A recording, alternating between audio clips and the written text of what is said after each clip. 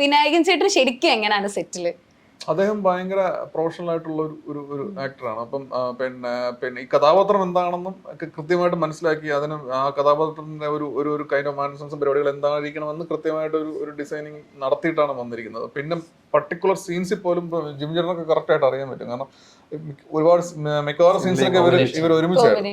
അപ്പം ഷൂട്ട് തുടങ്ങുന്നതിന് മുമ്പ് തന്നെ വന്നിരുന്നിട്ട് അദ്ദേഹം അതിന്റെ ഒരു ഡൈനാമിക്സ് എങ്ങനെയാണെന്ന് ഒരുപാട് തവണ ചർച്ച ചെയ്യാറുണ്ട്. ഇവരെ എല്ലാവരും ഇൻക്ലൂഡ് ചെയ്യുന്ന രീതി അതെനിക്കും ഒരുപാട് ഇഷ്ടപ്പെട്ട ഒരു പരിപാടിയാണ്. അപ്പം ഒരുപാട് ഗീവ് ആൻഡ് ടേക്ക് പ്രോസസ് അതിനകത്ത് നടക്കും. ഡയലോഗ്സ് നമുക്കിപ്പോ എഴുതിയൊരു ഫോം ഉണ്ടെങ്കിൽ പോലും നമുക്ക് അവിടെ ഷോട്ടിൽ എന്ത് പറയണം, അതിന് എന്തെങ്കിലും മാറ്റം വരുത്തണോ, അല്ലെങ്കിൽ ഇങ്ങനെ പറഞ്ഞാൽ മതിയോ എന്നുള്ള രീതിയിൽ കൃത്യമായിട്ടും ഇവര് ഞങ്ങളങ്ങനെ ഒരുമിച്ചിരുന്നാണ് പ്ലാൻ ചെയ്യുന്നത്. അത് മാത്രമല്ല ഈ ഇത്രയും നാൾ കണ്ടൊരു വിനായകൻ ചേട്ടൻ്റെ ഒരു ഫോമിലല്ല, അതുകൊണ്ടാണ് അദ്ദേഹം കൂടുതൽ അതിനെ ട്രൈ ചെയ്തിട്ടുള്ളത്.